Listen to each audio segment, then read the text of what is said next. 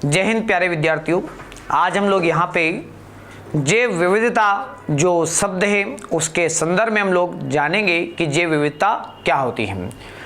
यदि हम लोग बात करते हैं जैव विविधता, ये एक अंग्रेजी टर्म में हम लोग अगर बात करेंगे तो बायोडाइवर्सिटी के रूप में हम लोग इसको जानते हैं। और ये जो शब्द था, एफ डैशमन नामक एक व्यक्ति थे, वैज्ञानिक थे, एफ डैशमन, इनके द्वारा सबसे पहले जैव विविधता शब्द का प्रयोग किया गया था। तत्पश्चात सन 2010 की बात है। सन 2010 में यूनाइटेड नेशन ऑर्गेनाइजेशन ने सन 2010 को जैव विविधता वर्ष के रूप में क्या किया है, घोषित किया है। साथ में हम लोग देखते हैं कि जैव विविधता का अर्थ क्या होता है। जैव विविधता में हम लोग देखते हैं जैव बोले तो बायो के अंतर्गत जीव भी आते हैं, जंतु भी आते हैं। क्या भी आते हैं, जीव और क्या आते हैं, जंतु। यदि जीव की बात करते हैं तो जितने भी एनिमल्स होते हैं,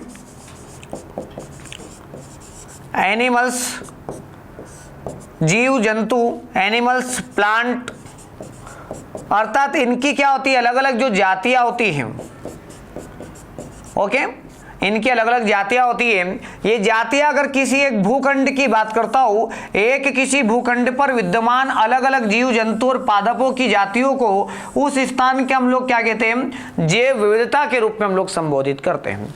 अब जैव विविधता किसके ऊपर निर्भर करती है, तो ये निर्भर करती है जहां पे अनुकूलित तापमान होता है, अनुकूलित क्या होता है, पानी होता है। ये सब चीजें जब अनुकूलित रूप में पाई जाएगी तो वहां की जैव विविधता समृद्धशील होगी।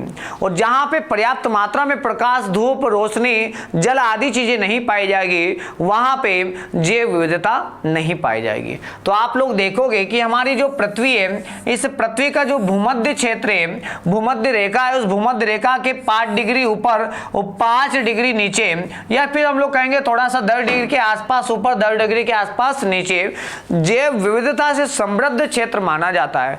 क्या कारण है, क्योंकि सूर्य की जो किरणें होती है वर्ष भर यहाँ पर क्या होती है ना, आपतित होती रहती है। तो और यहाँ पे ऊर्जा का मान क्या होता है, बहुत ज्यादा होता है। ऊर्जा का मान ज्यादा होने के कारण यहाँ पे उष्मा भी ज्यादा होती है। उष्मा ज्यादा होती है तो जो पानी होता है, पानी का वाष्पीकरण भी ज्यादा होता है। और पानी का वाष्पीकरण ज्यादा होता है तो संघनन भी आपको ज्यादा देखने को मिलेगा। बरसात भी ज्यादा होगी, बरसात ज्यादा होगी तो मृदा का निर्माण भी यहाँ पर ज्यादा होगा। मृदा ज्यादा होगी, पानी ज्यादा होगा, वर्षा है ना नियमित अंतराल पर आती रहेगी। परिणाम स्वरूप यहाँ पे जीव जंतु अलग अलग वैरायटी में आपको देखने को मिलेंगे और अलग अलग वैरायटी में देखने को मिलेंगे। और ये जो क्षेत्र होगा भूमध्य रेखा के आसपास का, ये क्षेत्र जैव विविधता से समृद्धशील क्षेत्र के रूप में जाना जाएगा। और जहां की जैव विविधता जितनी अधिक समृद्धशील होगी, वहां का इकोसिस्टम उतना स्ट्रांग होगा और वहां के आसपास के लोग उतने ही अधिक क्या होंगे, पोषित होंगे, या फिर हम लोग कहेंगे उस जैव विविधता से लाभ उठा सकते हैं। तो हम लोग कहेंगे कि मानव आज क्या कर रहा है, इस जैव विविधता को ह्रास करने का कार्य कर रहा है। कैसे कर रहा है कि हम लोग क्या कर रहे हैं, बहुतायत मात्रा में औद्योगिकीकरण कर रहे हैं। परिणाम स्वरूप जो जीव जंतु जंगलों को छोड़ करके पलायन कर रहे हैं, उनके प्राकृतिक आवास को मानव क्या कर रहा है, नष्ट कर रहा है। तो जीव जंतु वहां से प्राय नदारद हो रहे हैं।